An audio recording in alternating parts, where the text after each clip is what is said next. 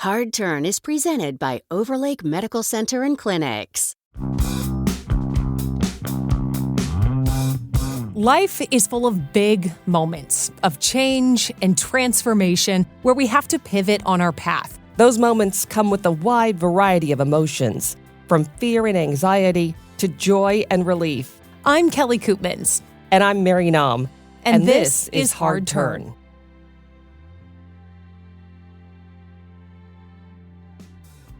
Hello and welcome. I'm Kelly Koopmans, and I'm joined by Mary Nam. That's right. Welcome to Hard Turn. Mary, I hope you're hungry. I'm always hungry. Okay, I like this. Here's our problem. We don't have snacks to get through this recording. I know. It's just water.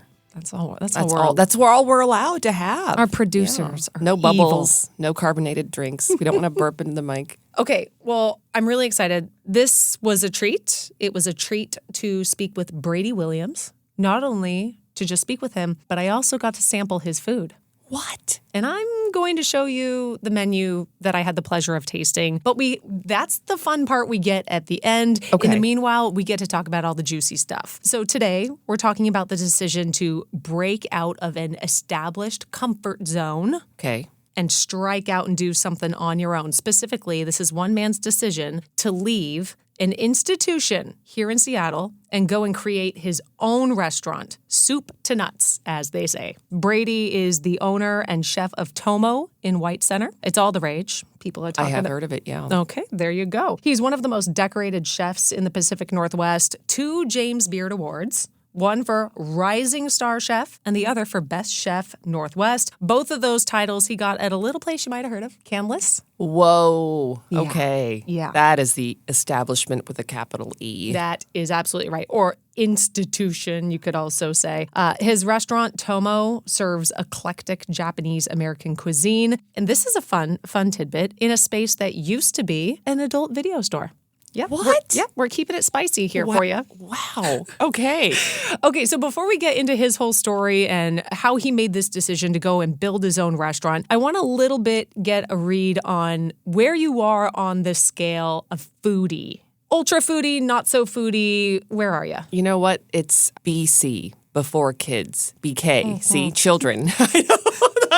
C, what? K, kids. You forget to learn how to spell. Before children, yes, BC. So that's where my, reaction to Canlis comes from, because husband and I, we'd go there, not often. It's not a place one can go often, but, oh gosh, it was one of the most memorable meals I've ever had. That's before children, when I was a amateur foodie, meaning just love to go out and try the hottest places. Absolutely. I haven't been to a hot place in a long time. By hot, maybe she does mean now the chicken nuggets come hot. Right. Out of her oven. So, yeah, that's kind of where I am. Yeah. I would say I'm not so much a foodie. It is fun to try specifically when I'm with my sister. Yeah. When it comes to Canlis, my husband and I always said we would go when we got engaged. Yeah. That's the kind of place, right? For that kind of meal. We did not go. We said we'd go when we got married. Yeah. And we did not go. When we had kids, we still did not go. But I can say I did go. I want to say it was for my one of my grandparents' 90th birthdays or something like that. So another occasion. So I've also been. Bill. Yeah. Now all that talk about Canlis. Let's talk about Brady's hard turn here of leaving Canlis and choosing in the middle of a pandemic to open up his own restaurant. So first I wanted to get a little understanding of what goes into this industry, because it requires guts, it requires creativity, and for Brady, it traces all the way back to his late grandmother. In fact, the restaurant, Tomo, is named after her. Take a listen. My grandmother was probably the single person who had the greatest impact on my love of food and kind of commensality or hospitality around a table. Actually, my grandfather had a couple restaurants and I worked in them reluctantly growing up. I actually really capital H hated working there, but somehow caught the bug and fell in love with it. And I was partly raised by her too in a multi-generational household. So we were very close and kind of thinking about who has impacted me and kind of what we wanted this restaurant to represent. So Tomo, she is the namesake for Tomo. However, Brady also wanted me to point out, Tomo is also a pretty ubiquitous strip mall Japanese restaurant name Oh, is it? across other parts of the country. So he's like, I'm taking it very seriously by naming it after my grandmother, but not so seriously because there's a bunch of other Tomos out there. But him talking about how being inspired as a kid, but reluctantly. He didn't love it at first, working at his grandparents' restaurant, until he later embraced it and learned to love it. Do you have any of those things that kind of stand out? When you were a kid, your parents were trying to, I don't know, indoctrinate you on something, but you were Instill good habits. and yet you resisted, and then eventually were like, I don't know, maybe they're onto something. You know what? You're really asking me to share publicly instances where I have to say my parents were right. I'm sorry. Well, I think there are a lot of those things. And for Brady, it sounds like it was a situation that culminated into a fabulous career, and a true passion. For me, I hate to say it, it's more of the little things. It's more of the little everyday habits. Maybe not as banal as, brushing your teeth every day. But trying new things, sticking with the discipline, seeing something through to the end. Basically boiling down to don't believe in your emotional state because it's not going to be forever. Like just because you don't like something at that time or just because you don't want to do it, don't trust that feeling of since I don't like it and I don't want to do it, I'm just not going to do it.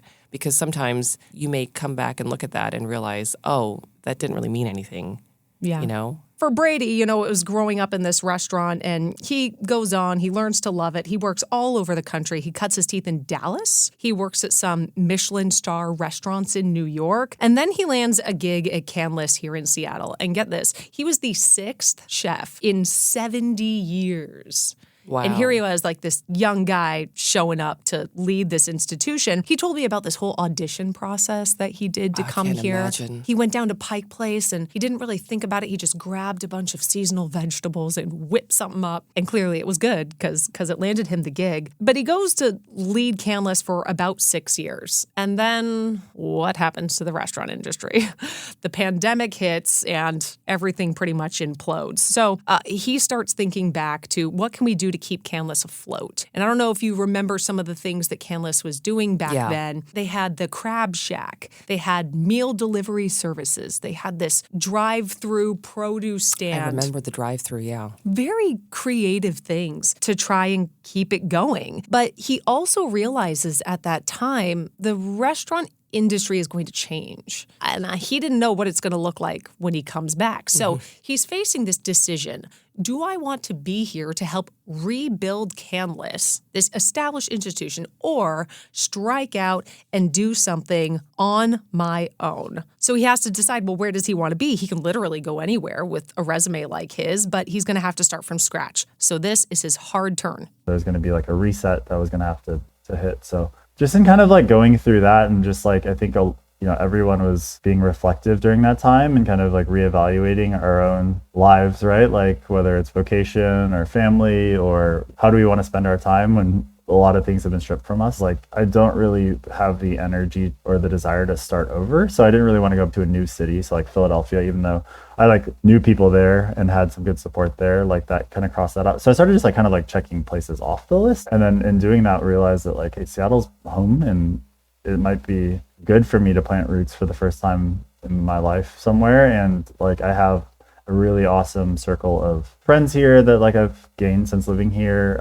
really great support staff. My partner's from here. If I'm going to do my own thing, like this is the place that will support it. And so, yeah, it really took kind of the pandemic hitting for me to embrace what I've been running from, which is that like Seattle had become home for the last 6 years or so. So this is the first time where he decides, I'm going to lay down some roots. I'm going to not necessarily think the grass is greener on the other side.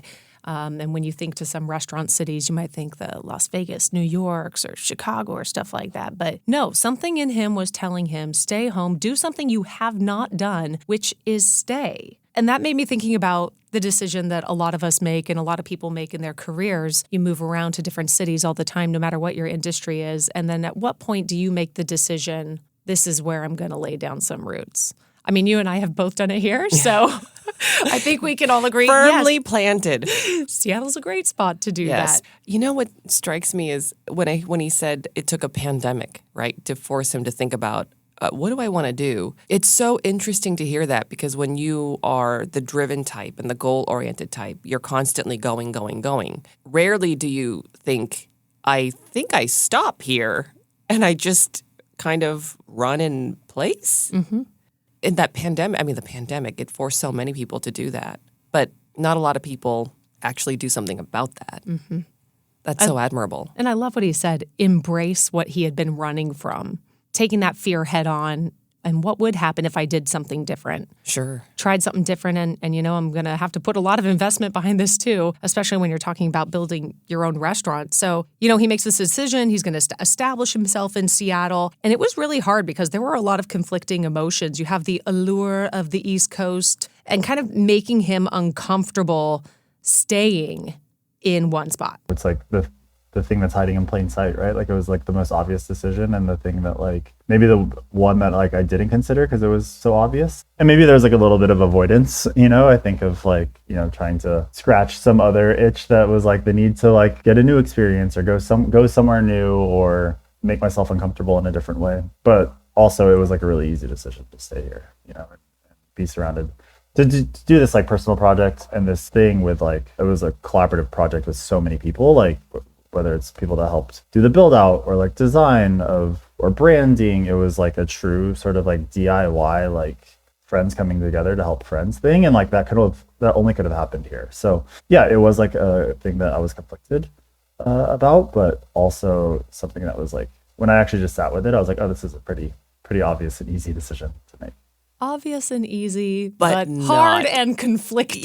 Yeah. What strikes me about that, Kelly, is when you take the moment to pause, and he was forced to pause, because we were all forced to pause during the pandemic, it gave him the time and the space to look around to see what he had and realize he had so much here. We forget to do that. And that whole, what did he say, avoidance of the obvious? Mm-hmm. And look how everyone came to support him. That's incredible, because they were here. He already had the infrastructure all built. Maybe you want to pop over somewhere else, you're going to have to start from the ground up, not just a new job, but also building that community around you. When people talk about some of the best restaurants, they talk about Michelin stars. Yeah. And you might wonder, how many Michelin star restaurants do we have here in Seattle? Well, the answer is we don't have any. Really? We do not. Because the Michelin Guide is geographically limited to California, Illinois, New York, Florida, and Washington, D.C. So, why some... I know. I did not know that. This is a fact, according to the internet. So anyway, but that does not diminish Seattle's foodie scene by any means. We have some creative, awesome restaurants here, and so that's what he decides he's going to get into.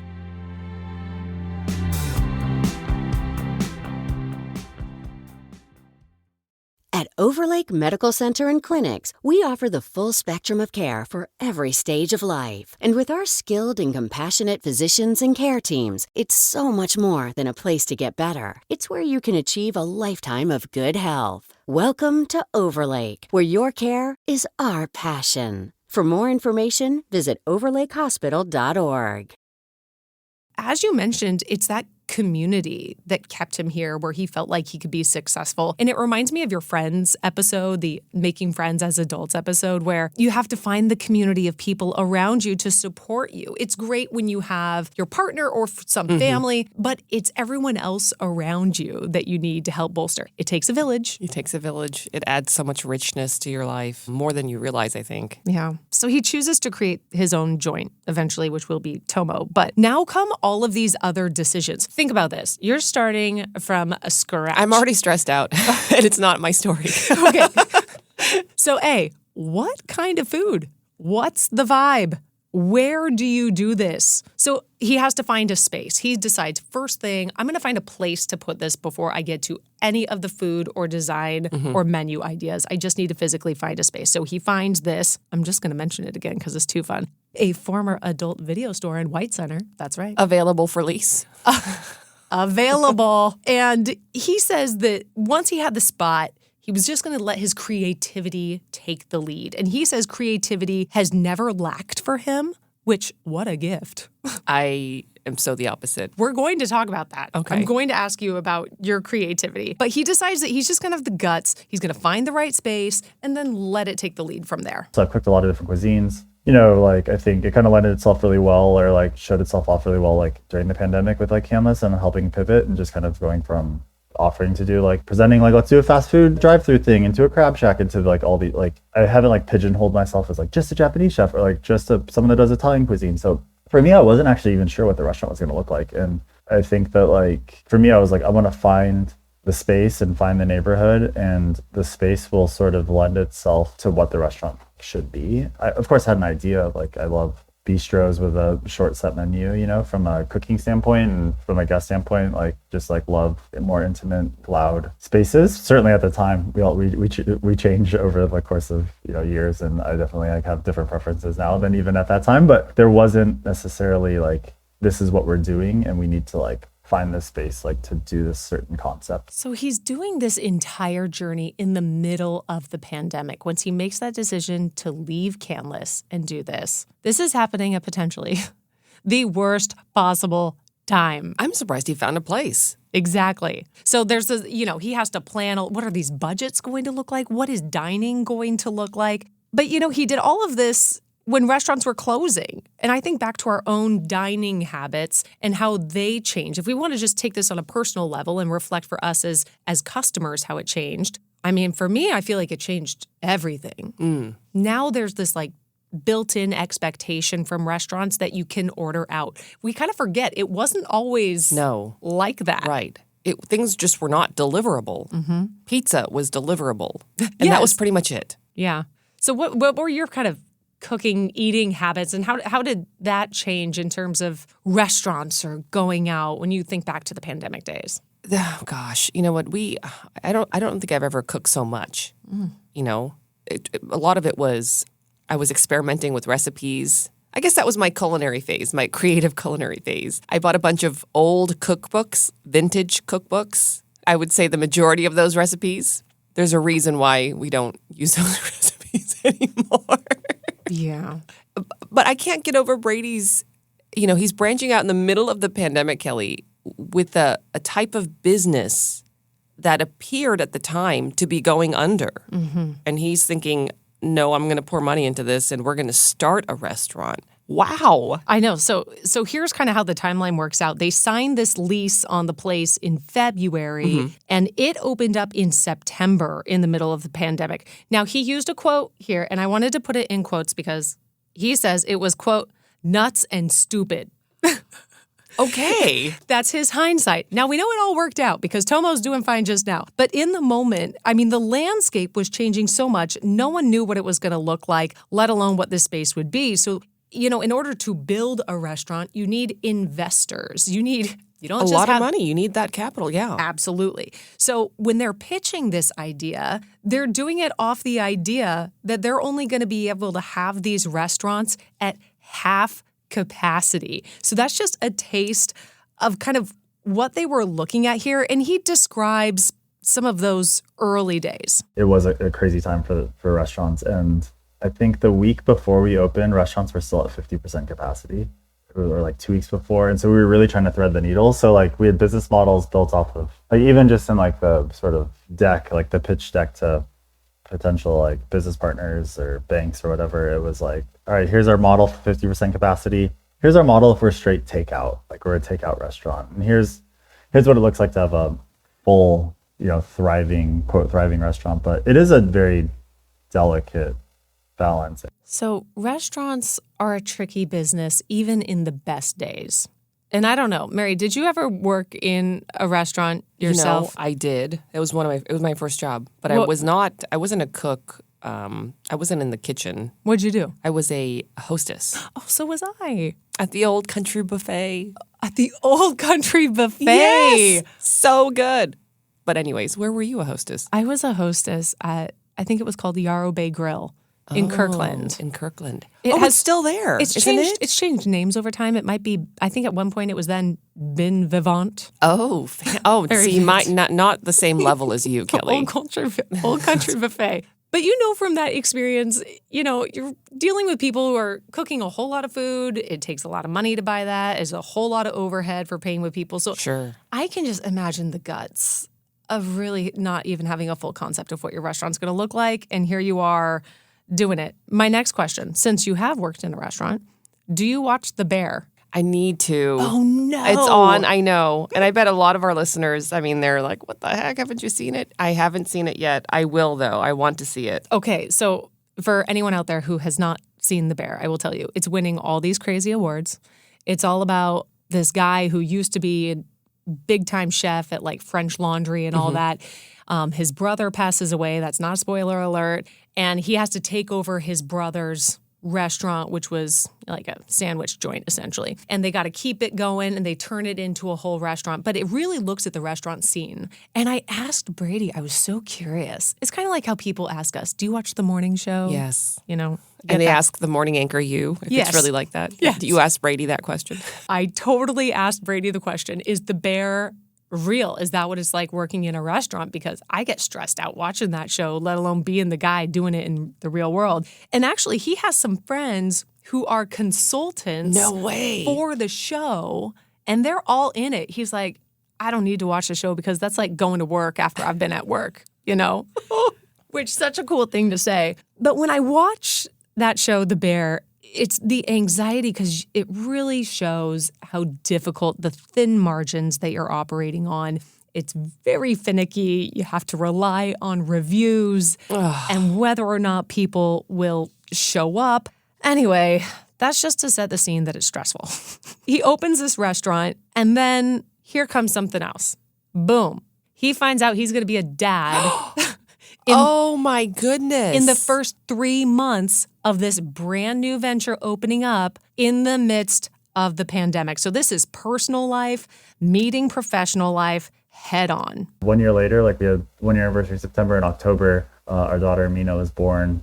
And that's been like the absolute best. I mean, it certainly raises like the stakes for sure, I think, for anyone, right? Like, and especially having a restaurant that is like a very small kind of like DIY for 4-day-a-week space to kind of like navigate the challenges of that and parenthood. But it's been the absolute best. And it really just, I would think, like changes your perspective too. I think, like, I mean, you don't know until you have a kid and how much things change, and it's been the absolute best and super fun to like raise her in a restaurant too, you know, and for her to experience this. Like I had that experience growing up, and she's now becoming very familiar with the space and the people here and like interacting with it in like a very special way. And it's like a true, I like to think of us as a family restaurant. And the restaurant has shifted so much since having her. I mean, I think our own like openness to like families or all sorts of different people, and like, you know, we didn't have a high chair until we had a kid, and then our GM had a kid, and now we have 2 high chairs, right? Because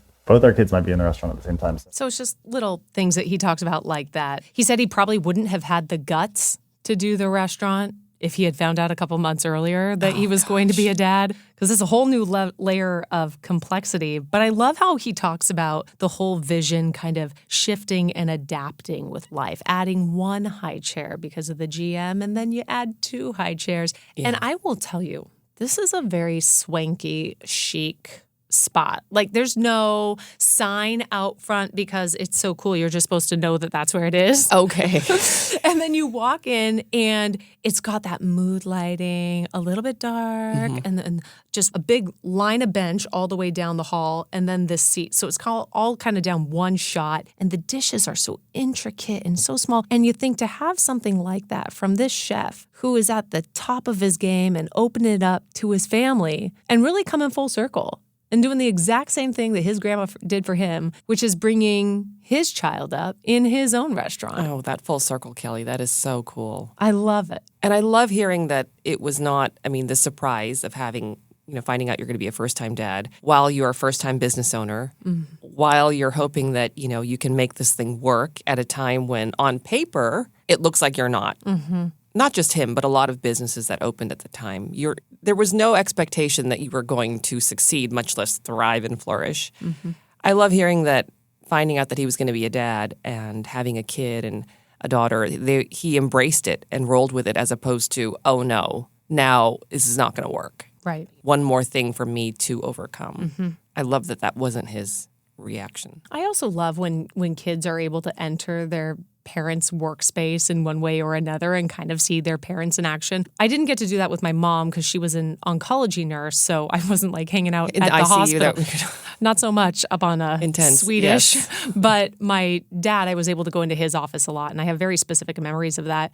I know you've brought your kids into work before. What do they think when they come in here? You know, they're so much more well-behaved, and I think it's because they're in shock. And let me explain the shock. It's they see one version of you and one version of you only in the house. Okay, that's me in a purple bathrobe, no makeup. Purple? Yeah, I know. I'm sorry. It's more magenta. It's like a violet. Okay. I feel like the Coogan was very disappointed. And they see you one way. And looks matter because that's how the image is in their brain. You know, they're not judging, but that's just how mom is. Mom looks this way to us 99% of the time. And then they come into work and it's a different mom. Yeah. And she looks different. She sounds different. People treat her differently. A little more respect. A little more respect than... And she doesn't yell here. It's so funny. So I go and give my daughter a hug goodbye in the morning before I come to work. So yes, that's at like 2:45 a.m. And more than one occasion, she has looked at me and she said, "Mommy, will you pick me up in your work dress?" And I was like, oh no, you think I don't look good enough in my yoga pants and Yes. t-shirt? Right. You want me to come and be fancy? I know. They get suspicious. The boys get suspicious when I have a little bit of makeup on the weekends. It's like, where are you going? Yes. Why are you wearing makeup? When my hair is down, it is, are you leaving? Yeah. When I did this initial interview with Brady, he had actually just gotten back into town because he had just returned from his grandma's funeral. And that is the grandma who was the namesake of the restaurant. And I was curious. If she was able to see Tomo come to fruition. She came opening weekend, which is very special and will definitely be like, it is the lasting memory, I think. For me, I mean, I've seen her since then, but that was, having her in the space and my whole family was here was something very special. It was the last trip that she took too. So, I mean, obviously that was a couple years ago, but things slowly declined for her since then. So, I think when I think of her, like recent memories of her, I think of that weekend and having her here and being able to see it and just being able to share that with her. And, just like little things like always bringing her menus or merch with like her name on it or like coffee collabs or wine. Like it's just been kind of cool to, I think, give her that gift over the last couple of years. Okay, so isn't that beautiful? It really is. I love it. It's so special. I went with my sister to one of those. He does a lot of different collaborations. I know he mentioned with coffee and with wine right there, where he makes like a special menu as he works with a special winemaker. And the one time they had availability when I went with my sister was for one of these events. And so I'll just tell you, this was so delicious. I'm going to tell you a couple of things on here. If I pronounce them wrong, they're very fancy foods. So please forgive me. Are you holding, is that the menu? I'm holding the menu. Okay. I'll just kind of read a little bit for you. Chicory and herbs salad with pumpkin seeds and salsa matcha. Have you had salsa matcha before? No, and this is not matcha as in green tea No. matcha. It's different matcha. It's different. It's kind of like this oil, very savory, but the combination of all of those, it was like this bitter, leafy green mixed with this salsa matcha. It was so good. An ahi tuna and yellowtail crudo, which had avocado and salsa matcha vinaigrette. Oh, gosh, that sounds amazing. A whole roasted branzino with spicy chili shrimp and avocado. Then we had some skirt steak and chorizo that had this sweet chili jam, leeks, and wasakaka. I had this thing called the pina colada kakagori. I think that's how you say kakagori. If you can picture like a massive shave ice that is about the size My of gosh. a volleyball. That was the dessert? Yeah, it was so good. It had this pineapple and this cream and like condensed cream all over it. Can I see that menu? Yeah, yeah. So you just check that out real quick. And while you do that, I want to know a little bit about whether you cook because I'm trying to just compare two greats here. Very. You and Brady. Really, that's harsh, Kel. That's, how dare you? So anyway, I'm a little bit curious. Do you like to cook? Does your husband cook? No, my how's the food husband made in your cooks household? two things. What are they? Sandwiches. I'm counting sandwiches as a whole, like all, sandwiches, and kimchi quesadillas.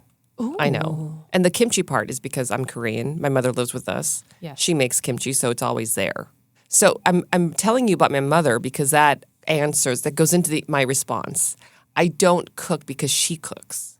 And she is such a good cook. And I'm so lucky for it. It gets a little weird sometimes because she only cooks Korean food. So sometimes I don't want Korean food. I'll try something else. Mm-hmm. And there is that little bit of, not competitive nature, but just more of, no, it's a competition. Let's call it what it is. You know, she enjoys it. Remember I told you about the cookbooks, and so I like to try new things. And oh gosh, there's no shortage of amazing online recipe websites. There's so many good ones, especially on Instagram too. And I love trying those recipes. But she does the majority of the cooking in the household. Do you cook? I do. It's kind of what do you cook? I don't know. It's very straightforward. It's usually like a protein and a veggie and a side. Usually the side is like a rice and then some sort of roasted veggie and some sort of a protein. I wish I was better at breaking out of some of that. And sometimes it just takes inspiration of seeing other people. Or like what Brady does. He'll just go to a market. A lot of Tomo's food is all based off of what is seasonally available and what can you throw together. And he talks about having creativity that can come from something like a bike ride or a walk through Seward Park, he described. He says, you see some of the first berries and it's summertime and all of that is what really influences all of his dishes. So, I'm hungry just looking at that menu as well. I wish a walk through a park inspired me. I just so wish. So with all of this done, Tomo has seen such great success and I wanted to know from Brady. I was like, have you learned from this hard turn? And what advice would you have for someone else who's on the cusp of making a big decision? Just surround yourself with, I think, good people who have been there and done that. I think I definitely had a good support staff, not just friends, but like mentors or people in and outside of my industry that I could bounce questions and ideas off of, because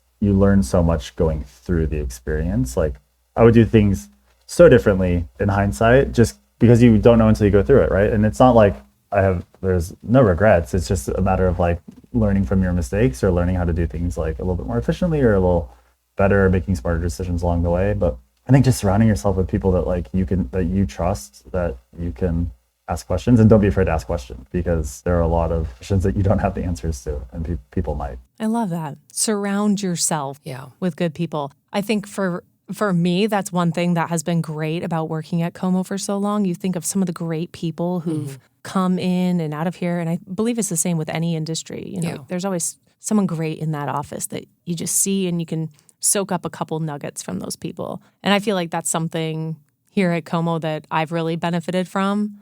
I think of people like you and Molly and some of the great writers and storytellers who have come out of here too. And being able to surround yourself with good people can really, bring you to the top of your own game. Oh, and also people that you trust to ask questions. Yeah. It's nice to have that cheerleading posse behind you, right? That cheer with you and encourage you and stuff. But if you think about it, you really have to have a relatively strong relationship with someone to be able to open up and to ask questions. And that's a different type of support. And admitting to yourself that you would benefit by asking the question. Yes. I think that was the hardest thing for me kind of in the beginning was I don't want anyone to think that I can't do it. And it's a sign of weakness if I ask.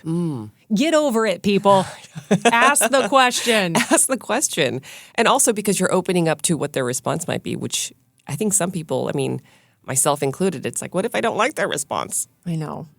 But that's what you have to open yourself up to grow. Absolutely. Anyway, Brady was awesome.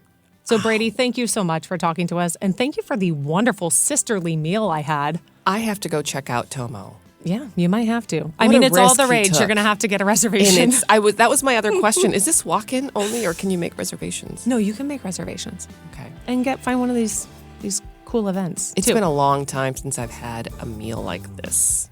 Treat yourself. Isn't that what they say? I think I'm gonna have to. So if you were hungry at the top of this, it's now time to go eat. Check out Tomo. I'm going to. Thanks, Mary. Hard Turn is a Sinclair podcast produced out of KOMO TV in Seattle, Washington. We're your hosts, Kelly Koopmans and Mary Naum. Our show is produced and edited by Jordan Rizzieri and Brian Petrus, with engineering support from Adam Bronstein, Bill Fesh, and John Reynolds. Production support from Eric Newell. For more information on the topics discussed in this episode and to stay up to date on future episodes, follow us on Instagram at Hard Turn Podcast and on X at Hard Turn Pod. You can follow Hard Turn on Apple Podcasts, Spotify, or wherever you get your podcasts. Do you know someone making a big change in their life? Share this week's episode. Your recommendation helps our show grow. So spread the word.